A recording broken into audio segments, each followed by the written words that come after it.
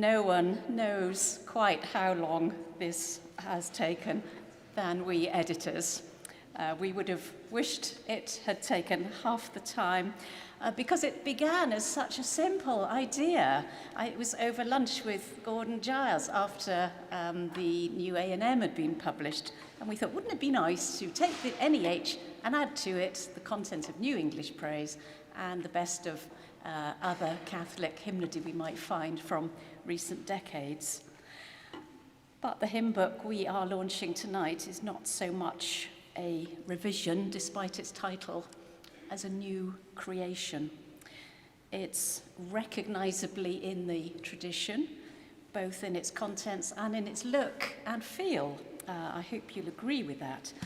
But the base text didn't exist. There were no print files, nothing electronic we could update, and we began literally from scratch. Sensibilities had changed, new challenges had arisen. Some lines were not really singable in our present day. And so we went through the NEH, weighing every word before it was transferred to the new book. The musicians measured every musical phrase, and it really has been a very detailed work creating a new compilation from scratch. We considered typefaces and rejected them, layouts, considered them and thought they weren't good enough. And what drove the process was our determination that we should produce the very best we could. And we also made a decision as editors, and all of them are here tonight, I'm very glad to say. We decided that we would come to agreement on everything before anything went ahead. And there were differences to be reconciled, and they weren't always done in a brief exchange over a sandwich lunch. The editors gave their time generously and freely, without cost, but we did get through a lot of sandwiches. Sometimes those meetings felt to me like theology seminars. Sometimes I felt I was overhearing learned conversation in a college of music somewhere. At other times, I could have sworn we were a subcommittee of the Liturgical Commission. I was on the committee as the publisher and was trusted with some editorial responsibilities, and I learnt a huge amount from the other editors, and I pay tribute to them this evening. They taught me many, many things, perhaps most especially how to fall in love with a hymn book that I had not grown up with and did not know particularly well. We did all grow weary. We were near despair sometimes. There were times when we thought this day would never come. But mercifully, we never felt all those things all together. There was always somebody to bring us back to the task. And I would, again, really like to pay tribute to those editors, Gordon, Hugh, Simon, Jonathan, Martin. We're missing Tim Ruffer this evening of the RSCM, who was a steady and calming presence throughout, pouring oil on troubled waters, and we did run into a few, pouring lubricating oil when we got stuck in our own conversations and decision making. I'd like to thank Rowan Williams for his very generous and wonderful foreword and his translation of Welsh texts. We acknowledge also Andrew Parker, who typeset the book and brought his own demands to our process, also wanting the best for the book.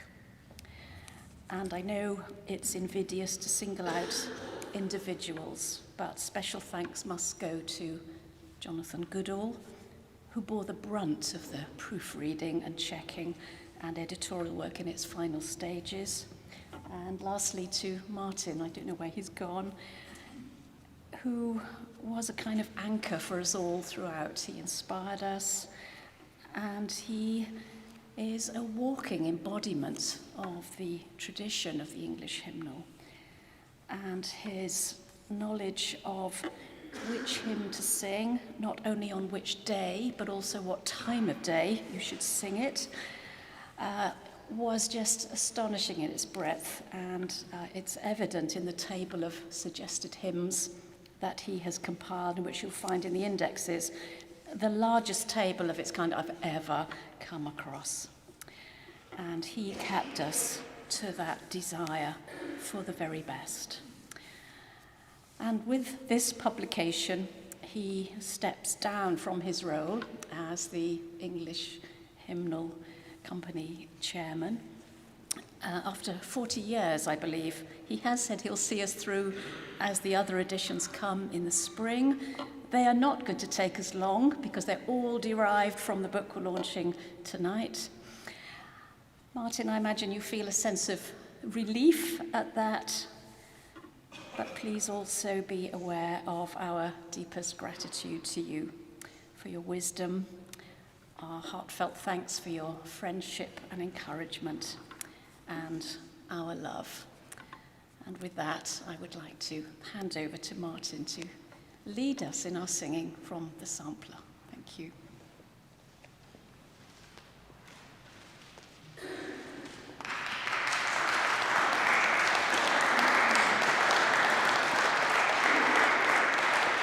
Well, I'm going to go up into the pulpit eventually, because I think it's easier to be seen but we need to get some air into our lungs.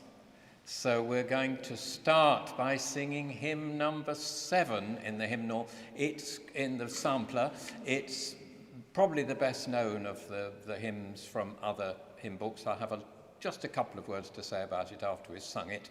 So the organist won't play it right through, whereas for most of the other hymns, he will play through the whole of the tune first, because there'll be many people here for whom that is the first time they've heard that piece of music. So we won't stand for all the hymns, but we'll stand for this one, certainly, the first one in your sampler, which is an hymn for Advent, and we're almost there.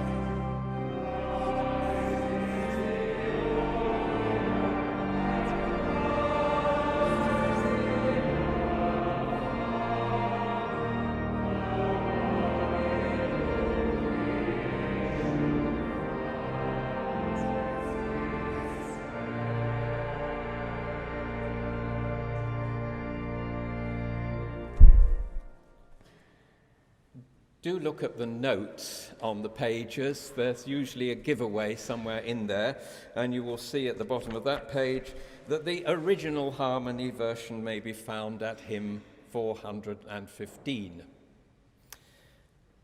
The original is harmony version by Richard Terry, is the tune he wrote for O Perfect Love, the wedding hymn, and I think the New English Hymnal was the first hymn book to include that tune to that hymn, and it is still in the Revised English Hymnal to that hymn, but a unison version has been provided as well, which is the one that we've just sung. You've heard enough about delays. I have to say I seriously wondered in my prayer whether God wanted this hymn book to be published or not. It seemed to... It would have a wonderful period and then something would stop something. And just to give a tiny illustration, well, not so tiny if you count COVID, and at the time one of our number was living in New Zealand, so Zoom wasn't very practical. And Zoom is never practical when you could have sat round a table and people could have changed their mind and you could have come to a decision. But if you depend on email, all methods of modern group communication seem to have the one aim of slowing everything down. But little things like, well, not little things, finding only a matter of months ago in the summer that the copyright holder for one item, which had already been approved, they changed to another copyright holder and they didn't approve of the item. So suddenly you have a space to fill. And then somebody else who had been asked before, again, another copyright holder, the estate of somebody, had been asked if we might use a very wonderful Celtic tune for our hymn book, said yes in principle, and then when they saw the hymn, which fitted the melody perfectly well, clearly decided they didn't want this music in a hymn book. And then somebody else decided that they didn't give permission for the arrangement of a hymn that we'd chosen. And you think to yourself, well, anybody can do an arrangement. Well, it had to be done within 24 hours. Those sorts of things happened. And I have to say, I think between us we were just holding on, because when we heard, first of all, that the printers wouldn't have the book ready by the initial date and then another date, and then it still really isn't ready. The ones that you've got, yes, it's ready, and it will be at the warehouse next week, but it had to be delivered direct to the church today for this launch. So those of us who are editors, the first time we've seen the book is at exactly the same time that you've seen it. We aren't going to sing every item. I don't want to draw attention to every feature of the book, but a good starting point is that opening paragraph of the preface, which I'm not going to read, but that does set the principles behind our book. It is obviously very familiar. You've noticed the colour. It's very much still in the Vaughan Williams musical tradition. All those tunes that we've all known for ages and ages and ages, we've only known them because he collected them. I don't think anyone would be able to do it now. But all the popular, well-known hymns are only well-known because we sing them. Well, we've enlarged on that, and we're not going to sing it because it's too long. But the next item in the book, number 66, is another item, number 21, sorry. It has another Hertfordshire traditional melody, arranged by Vaughan Williams, to a hymn which is very well known. I point it out simply because it is part of the enormous Advent Christmas section in the book. People have asked, is We Three Kings in? Well, it isn't. Is Good King Wenceslas in? No, it isn't. We have the largest Christmas section of any book other than Carols Ancient and Modern, which is a very, very, very, very, very, very large book. The Christmas section in any hymn book never suffices for every congregation. That's why people have carol sheets and service sheets at Christmas. Your favourite might not be in. I think we've got most of the well-known ones. As I say, we have, I think, 40 items, which are Christmas items, 37 under Christmas, and 3 elsewhere in the book, which are sung at Christmas, and that's one of them, but it's in Advent. If you're looking for It Came Upon the Midnight Clear, which never mentions Christmas at all, you will find it in the book under Michaelmas. It's a hymn about the angels.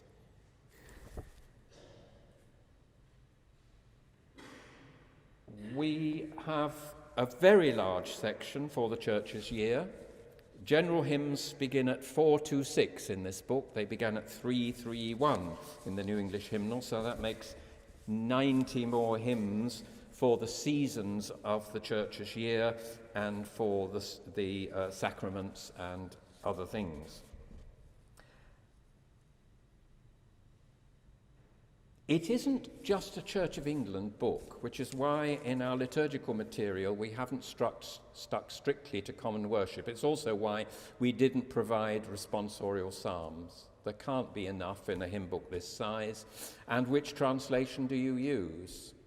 In Scotland and Wales and Ireland, they do not use the common worship psalter. And we have to remember that churches in these islands and also elsewhere in the world have different psalters. So our own use of psalmody reflects traditions other than that of common worship. I'd like to invite you, though, now to sing hymn number 81, and we're going to sing it to the first tune. And will you play it over completely, Michael? So you stand to sing this one. You get a lot of sitting down in a minute. So will you stand to sing the first tune to hymn 89?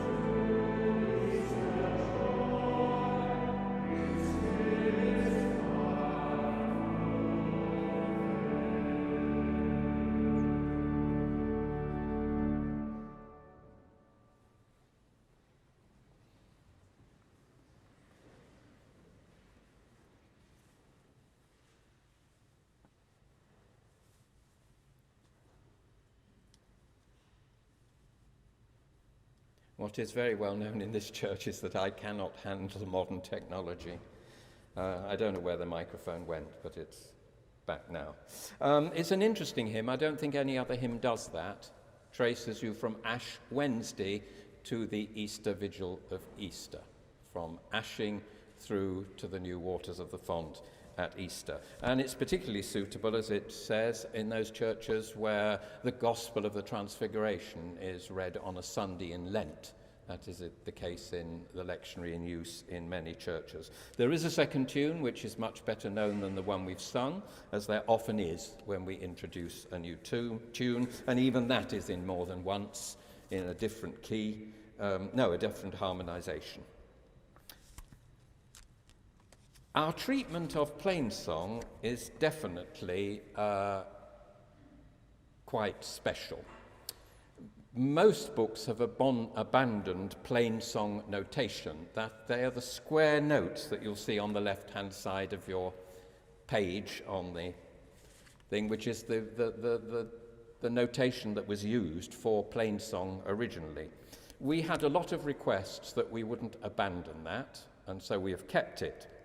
But we understand that not everybody can read that sort of music. So on the right-hand side, above the accompaniment, because plain song isn't always sung with accompaniment, but we shall be singing it mostly with accompaniment tonight, which will soften it slightly. The austerity of the melody is sometimes softened by gentle accompaniment. You'll see what are called stemless notes. Everybody, actually, that's the proper name, everybody calls them blobs, because that's what they look like.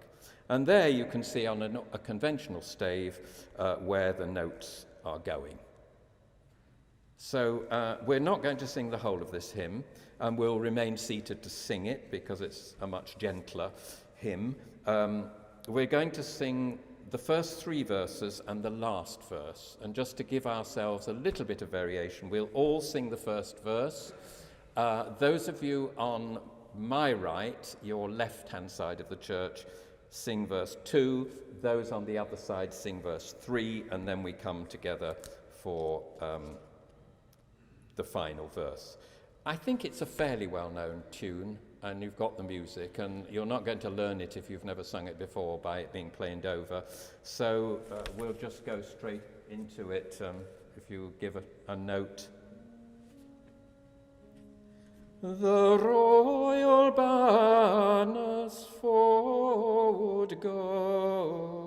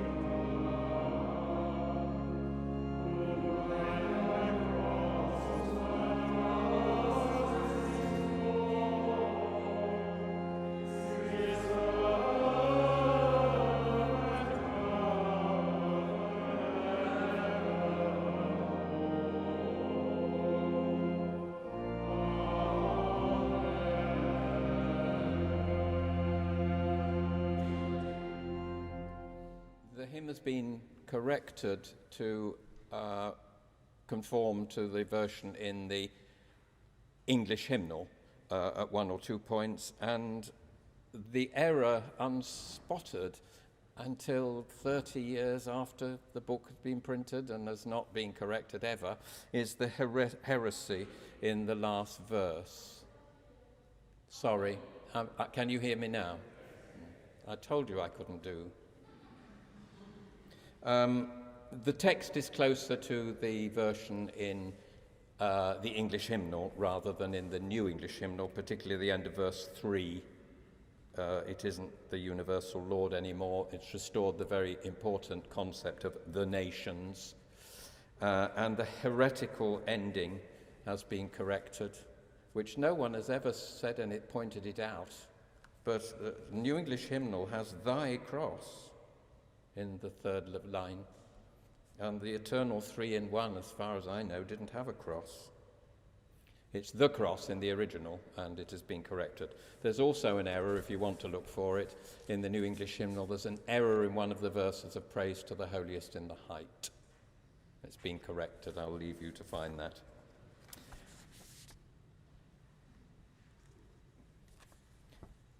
The next hymn is another translation of The Strife is O'er, and it's quite remarkable because of the tune. There's nothing wrong with the Palestrina-based tune of The Strife is O'er, but this is an alternative use of the same text. And you will notice who the composer of the tune is. If I asked you what you knew about Dom Gregory Murray, you would immediately think, I did, certainly, of responsorial psalms and of his mass setting, which must be one of the most popular in use in ordinary parishes. He was actually, with Richard Terry, the Vaughan Williams of the Westminster Hymnal in its 1940 revision. That is, they did what Vaughan Williams did in the English hymnal, putting all the much-loved sentimental tunes from the evening hymns, for example, into an appendix. And the Westminster Hymnal copied that practice by putting all the tunes Roman Catholics loved, like the tune to Sweet Sacrament Divine, into the appendix and provided much more worthy German chorales or something instead. Well, of course, they failed in that, but it does mean a lot of the stuff that replaced what was in the appendix was their own work. And there are a number of Gregory Murray tunes in the English hymnal, the Revised English Hymnal, and this is one of them. It's an Easter hymn, so we better stand to sing it.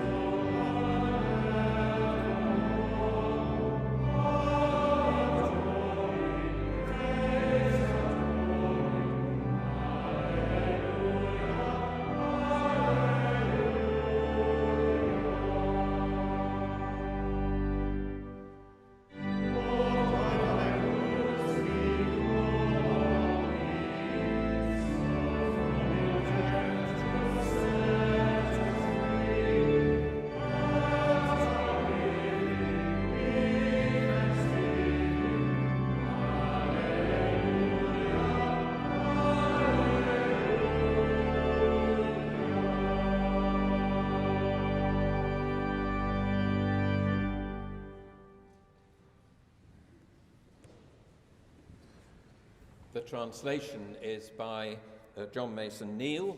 You'll find his name at the end of lots of Latin and Greek hymns in hymn books. He was one of the compilers of Hymns Ancient and Modern for the 1861 edition, and was the first to introduce these Latin and Greek ancient hymns into English. So that's an old translation of the hymn.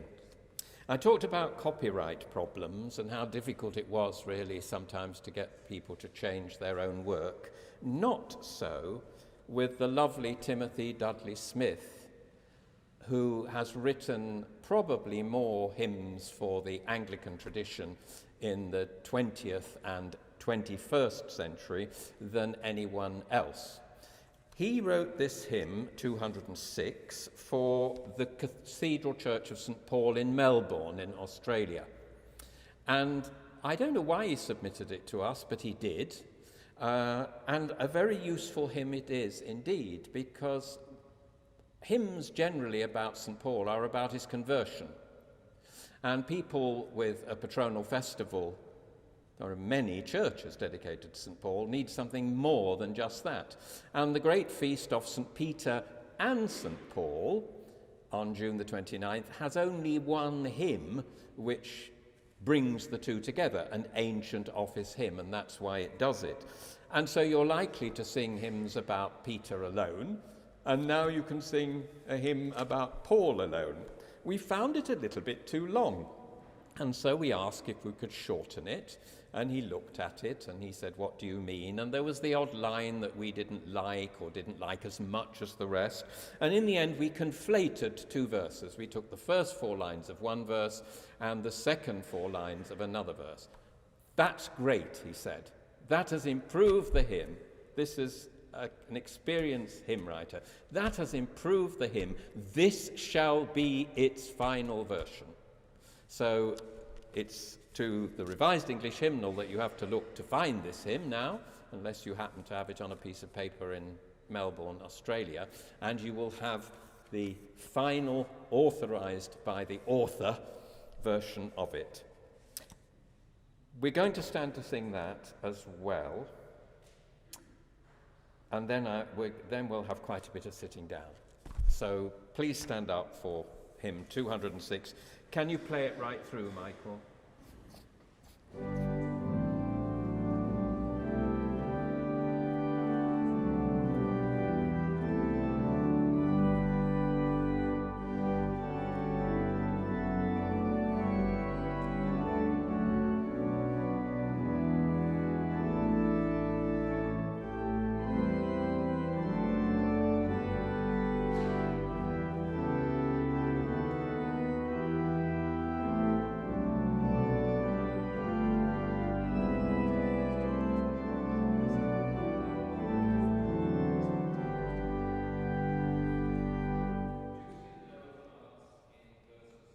To 4, if you feel so moved.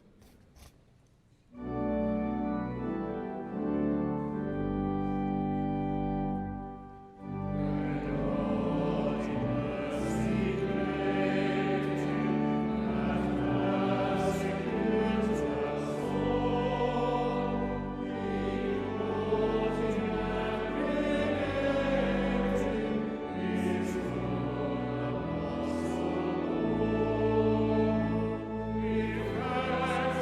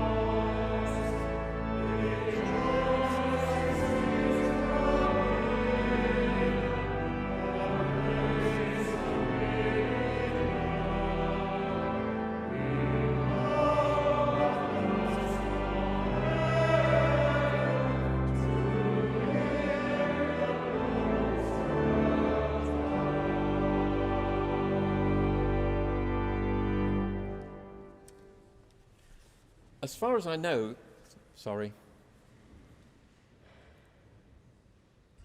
As far as I know, that's a specially composed tune. In other words, the composer wrote it for those words, and you can see how well his painting of the words fits the melody very well indeed. There are a lot of office hymns in the Revised English Hymnal. It's always been a feature of the English Hymnal, and it's one of the reasons many people buy the book. Cathedrals and many parish churches sing daily services, and actually, particularly evening prayer, said publicly in church, has become more and more common in the week in the last 10, well, since the year 2000, and though it's not part of common worship, the bishop's revision of the office provided an office of morning and evening prayer, which could be said corporately as an alternative to the one in the Book of Common Prayer. And it's the custom to sing an office hymn, a hymn which sets the tone of the day. And the new book has provided a complete weekday cycle, hymns for every day of the week, hymns for midday, a selection of hymns, seasonal and ordinary, for Compline, and many hymns for saints' days, which had not got one in the old hymn book. The problem with newer hymns, and the one we're going to sing is a newer hymn, it's composed in the present century, is that they are not to standard plain song meters. Occasionally, as if in this parish they had a little peek of the office hymn for Christ the King last Sunday, and that actually does have a melody which, although it's not a hymn, is a part of a sequence which fits the meter 7-7-7-7, which was the meter of the hymn. And this is a common meter hymn, and there are one or two hymns in common meter which are modern compositions, and plain song melodies in existence don't fit. So I say we, Simon Lindley and Hugh Williams wrote a common meter tune which could be sung to, and both are in the book, to these more modern hymns. We haven't pretended they're plain song by doing square notes, but we have tried, both we, again means Hugh and Simon, have tried to take the rhythms and gentleness of plain song in writing a hymn, in a modal hymn in that style. So remain seating, and we'll do the same with this one as we did with the royal banners. If we all sing the first verse and the last verse, and this side of the church sings verse 2, and that side verse 3. The hymn didn't have a doxology, which is rather odd for Stanbrook Abbey. So Jonathan Goodall, one of our editors, and he's here, all of his hymns must have a doxology. So it has one in which you will see he takes a rather interesting image of the cross, and it's standing firm in a turning world to bring the hymn to its conclusion. So are we just going to plough ahead with it, Michael?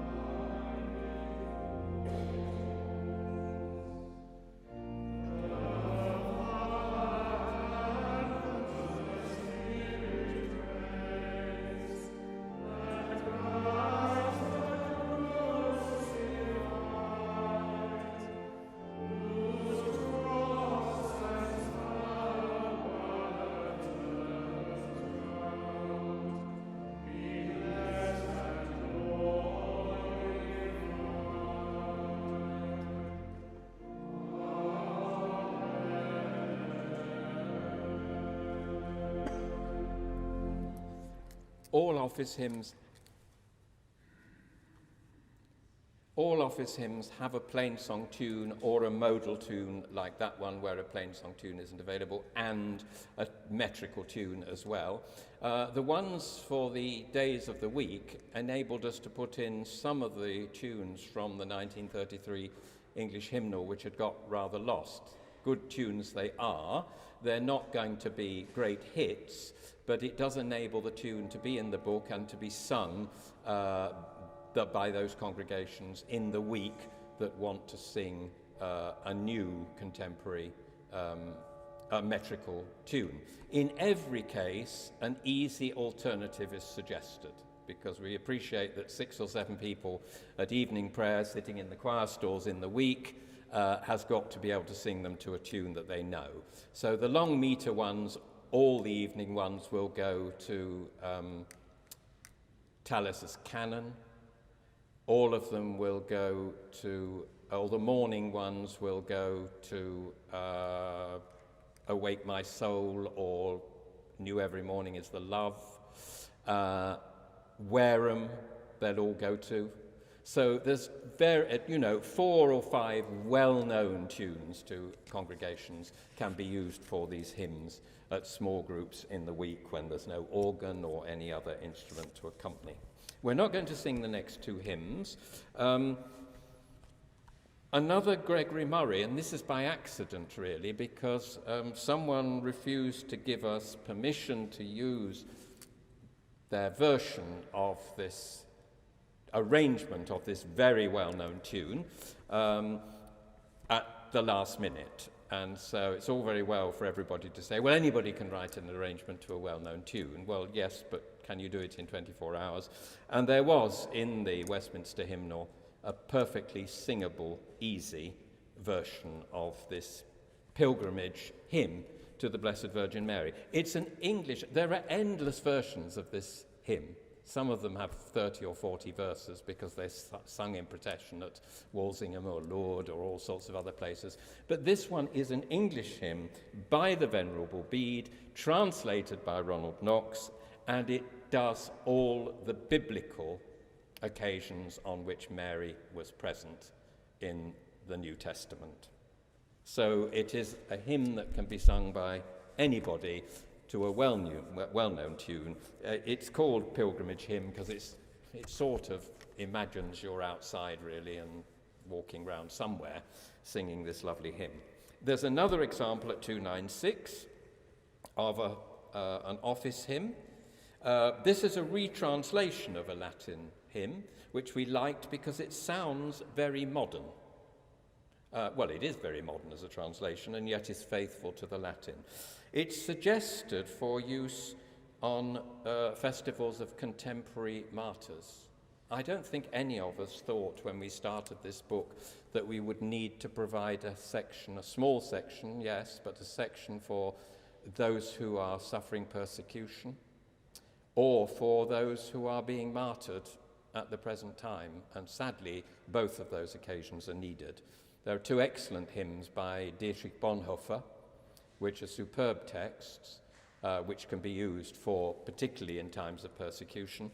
And this is an example of an office hymn, which could be used for any martyr, but I'd rather like to think that this is going to be the one that is the one sung when they are very recent martyrs of our own day or the immediate past. 364, if you look at it, takes up 4 pages because it does have the hymn in a translation, and then on the next page it has the original. And the reason being, the original is in Welsh. When we first started looking at the book, we did think of providing hymns in foreign languages as well as their English texts, where the original was foreign. So, for example, Thine Be the Glory is a French hymn translated into English. We did think of putting the original French, the same with Praise to the Lord, the Almighty, the King of Creation in German, but it did end up looking rather a token affair. It was quite difficult to find a lot of hymns in a lot of languages, or at least 3 or 4 European languages. So we renounced the idea in the end of that. But then we did remember that Welsh is a language of these islands. There is one country in which it is fairly widely spoken and sung. And sung. There is a Welsh language hymn book. We sing lots and lots and lots of Welsh tunes. Vaughan Williams again. But we don't really know very many Welsh texts. The one I suppose we do know well is, why can't I think of it? Guide Me, O Thou Great Redeemer, which is in the book, but then we'll have the Welsh original after it. And our hope is that in Wales, where both languages are spoken, in congregations, there are many Welsh-speaking and more bilingual congregations in Wales, that both languages will just be sung simultaneously. You don't need to provide a token verse and say, well, let's have verse 3 in Welsh, just to prove that we're inclusive. The whole lot can be sung in either language. So I hope that when in English congregations you suddenly find that there's somebody Welsh there on a Sunday morning and is picking up his his or her Revised English Hymnal and belts it all out in Welsh, you will feel very privileged to know that someone is singing the original version. I don't know how many of you are Welsh speakers. My guess is that our one definite Welsh speaker is playing the organ. So he's not going to set a good example. But if any of you do speak or sing Welsh, then by all means sing the Welsh version. You'll need to play it all the way through, Hugh, at least apart, perhaps not the Alleluia at the end of the hymn, but the rest of it. It is very Welsh, which is what we want.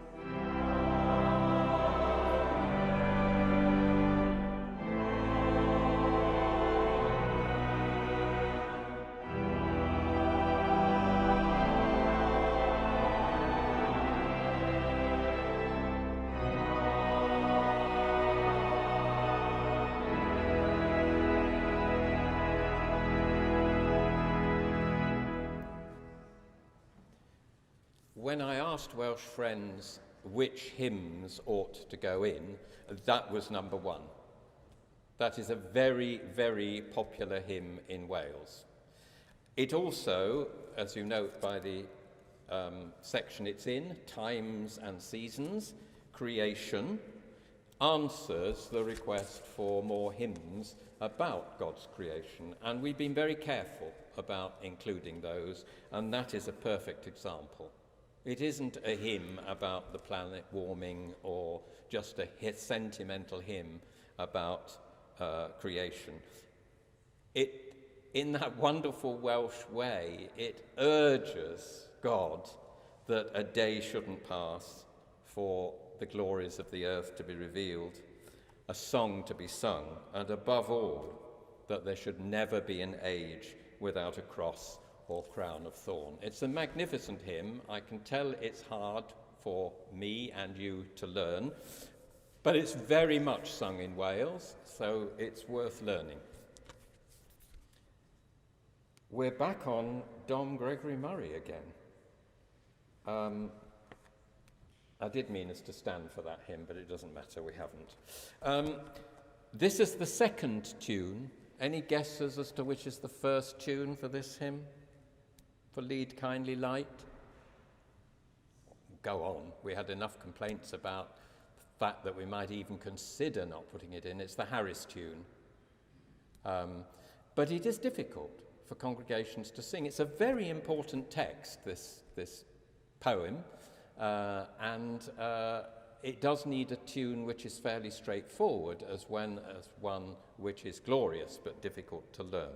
So we'll still sit down, but do you mind playing it through? But he won't play the repeat. As you'll see that the first two couplets, each ending "Lead thou me on," are sung to the same melody. So in playing it over, Hugh will just play that melody once and then the melody for the last two lines. But we do need to sing the melody of the first two lines, or 1.5 lines.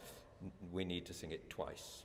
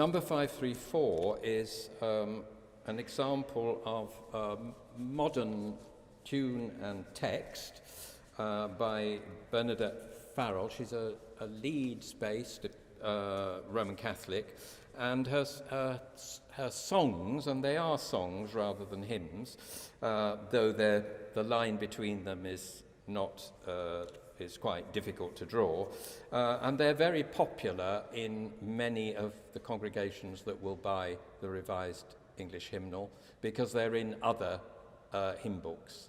So they may not be your cup of tea, but they are not rubbish by any means.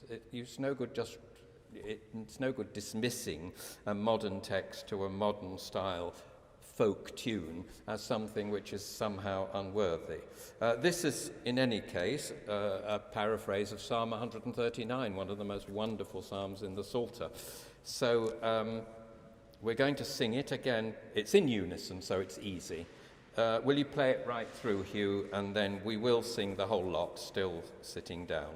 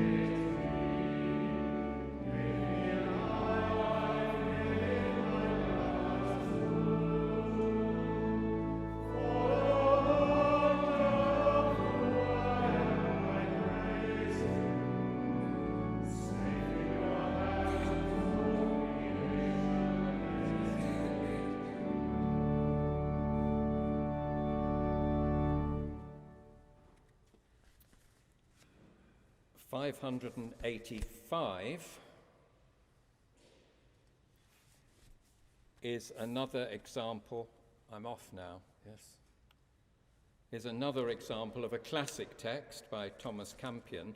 I don't know what tune this was. He wrote songbooks, and sometimes they're just poems, but mostly they've got a tune to be played on the lute. I've no idea what it was set to originally in whichever book of airs this comes from. One verse is missing because modern congregations would just refuse to sing it. If you want to know what that is, then you'll have to look up Thomas Campion and this poem, and you'll see why it wouldn't go down very well in any congregation at all. Doesn't mean it's not true, but it's not something that we could all stand and sing about. It's set to a William Harris tune, and there is another alternative tune, Song 13, Gibbon's Song 13, which is well known, so if your congregation didn't want to learn a new tune, though why are you buying a new hymn book if you don't want to learn a new tune? Please learn a few new tunes. Right, Hugh.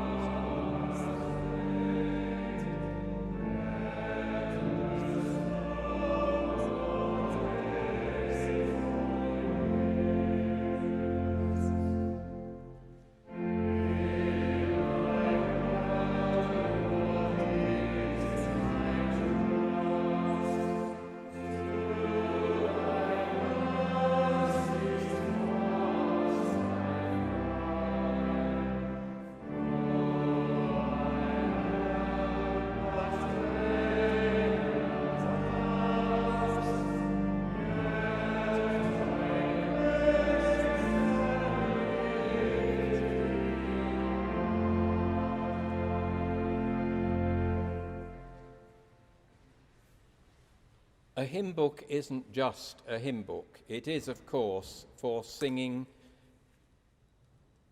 Thank you, Father. A hymn book isn't just a hymn book. It is, of course, for singing corporately together with others.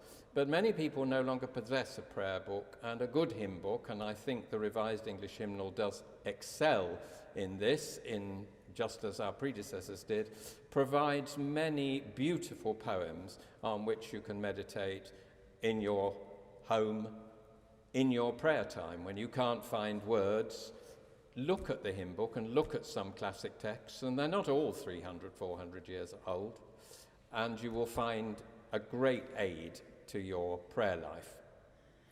Because it's more than just for singing in worship, do encourage your churches to buy copies of the hymn book and not to pull down more and more trees to produce complex service sheets for Sunday services which have 16 or 20 pages and every word of the service in them. So you never need to look up, actually. You can just have your head down for the whole of the time in church. Please don't do that. And I'm not just being trendy and environmental. It does mean a lot. Our misuse of paper is terrible, and to recycle it uses gallons and gallons of water, and you needn't have pulled the trees down in the first place if you use and reuse. I'm going to do a little plug for this parish. This is what you get when you come to church at St. James's, not for a carol service, not for a special service, not for a Christmas service when there are hundreds of people that have never been to church before, we think, though that's not true, but for an ordinary Sunday service on 4 pages, and they're reusable Sunday after Sunday after Sunday. Yes, there are special ones for periods, like we shall have a special one in Advent because it's got the Gloria there, and we don't want somebody who's never been to church wondering why we're missing it out. It won't be in. But on 4 pages, every word that the congregation needs to say, and this is a church that gets a lot of people who are new to the Christian faith. We had 12 adult baptisms on Sunday for people who discovered the Christian faith here, and they were perfectly able to discover it through a simple leaflet like that. That's one version, that's another version with a congregational Gloria. The same thing, just 4 pages, please, not 16 or 20. And don't let the vicar just make you think that the only hymns that there are the ones, the 3 that are on the service sheet. This anthology of a hymn book belongs to all of you. Can be used for your own prayer as well as for singing in church. So make I know this sounds like a sales pitch, it is in a sense, but it's ethical too. Make that investment. Go on your way out, look at our hymn shelves and see how they're all dropping to bits.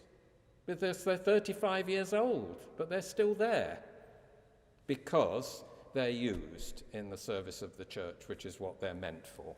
That's the end of that particular nag. We're going to sing now, we're going to leave out 600 so that we finish with that. We're just going to sing 2 more items. 635 is one of, you can see 2 of them there, Taizé chants. The success of the Taizé community, particularly with young people all over the world, is absolutely immense. Young people love these chants, and old people get to like them. We can't always have the ones that you want. Taizé is very possessive of their wonderful heritage, and they have decided that they don't want to give permission for the most popular of them, which is Lord, Hear My Prayer. Well, that's it. It's not in, not because we didn't like it, but because it's one of those things. There are 12, I think, plus a version of what I call the Benedicite. I suppose you should call it Song of the Three or something, or Benedicite or something. The lovely canticle of the going through the whole of creation. In the version that people like me know, it begins, "O all you works of the Lord, bless you the Lord." But there's a lovely Taizé version of that too, and you'll find that in the hymn book. So we're going to sing 635 3 times, because it's a sort of background to prayer. We had a very successful, for a time, but COVID stopped it, service at which these sort of chants were used on a Sunday evening, and it was very popular with young people because it's quiet and meditative. You don't need a musical instrument, actually. You could use a guitar for the chords, another instrument, a flute, or it fits any sort of music. So most of you, I would think, have known them and heard them, but we're just going to sing one as an example, and that's 635, and we'll sing it through 3 times.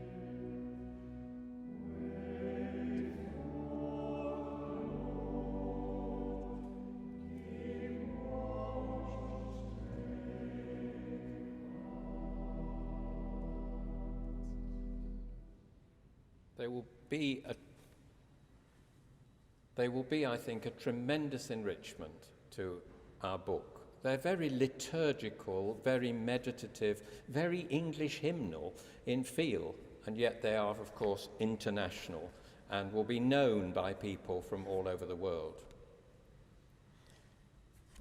The penultimate item is 651, which is just an illustration of what is in the liturgical section. The English hymnal has always had a liturgical section. In 1906, it had all what are called the propers of the Mass, the introits, graduals, communions, offertories, things such as the reproaches, the Lent and Advent proses, all sorts of material, all of which, other than the propers, is still there. But this, you will find everything in there for the keeping of the Church's year, and especially Holy Week. One thing that was lacking in the New English Hymnal was just a version of the hymn which is always sung, very often by a choir, but during the washing of the feet. We haven't got a cantor, so you'll have to sing the verses as well. I'll start you off on the. Are we going to sing the refrain in Latin or in English? All right, we'll sing the refrain in Latin and the verses in English.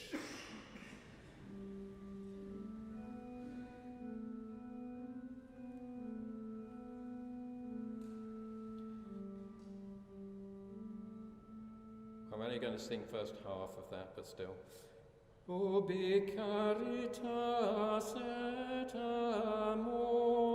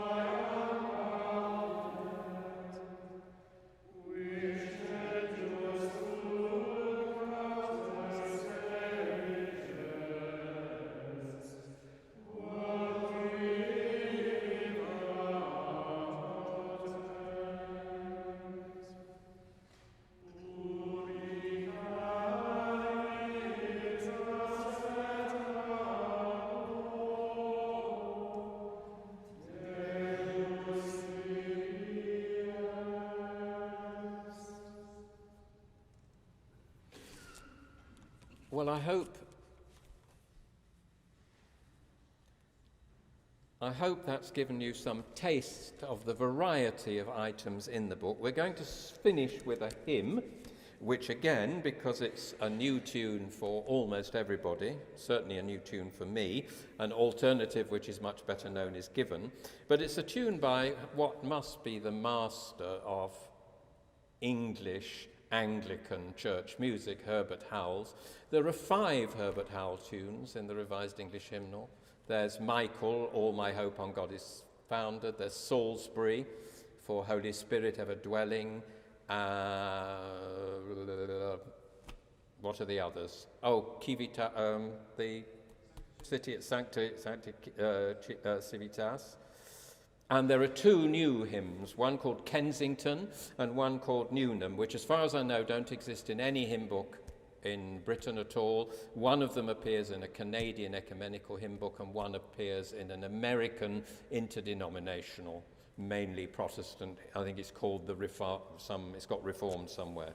So these tunes are new to English congregations, and we're going to finish with the last one.